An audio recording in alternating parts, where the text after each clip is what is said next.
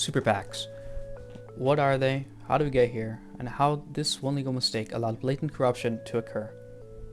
Okay, let me set the scene. Imagine this. Joe Schmo, a mega millionaire, wants to give a lump sum contribution to his politician of choice, let's say $500,000.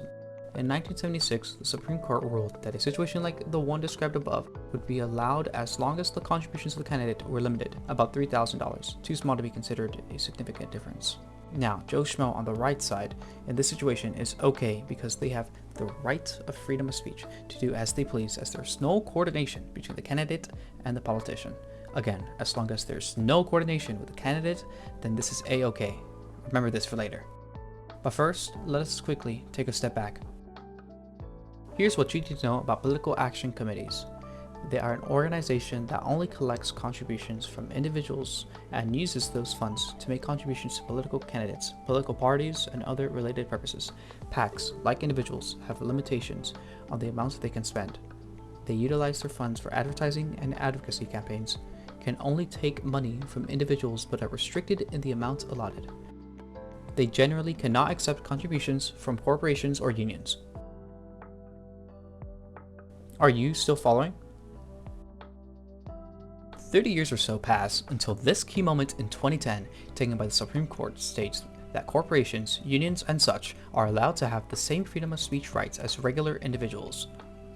Following this, we get another case in 2010, which was ruled by the DC Circuit Court of Appeals that the FEC cannot limit the contributions to independent groups, as that would go against the First Amendment.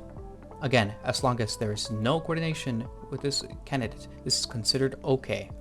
These cases are interconnected, laying the groundwork for the emergence of this legal mistake, ultimately giving a rise to the Super PACs.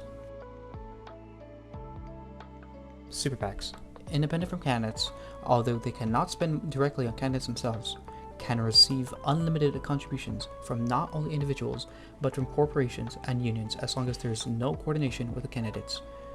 They also have no limit to their expenditure. Now, this is important to note that these wealthy individuals can theoretically coordinate with politicians, and instead of funding the politicians directly, as that would create a conflict with the FEC, they would simply contribute potentially an unlimited amount of funds to Super PACs, as they are seen as independent from the candidate themselves. This puts us in a messy predicament where the wealthy, such as our pal Joe Schmo, can spend millions and millions on Super PACs. Now, how is this allowed exactly? Now, I know that was a lot to take in a short amount of time, but if you want to take action and want more information, share this video and visit cancelsuperpacs.com.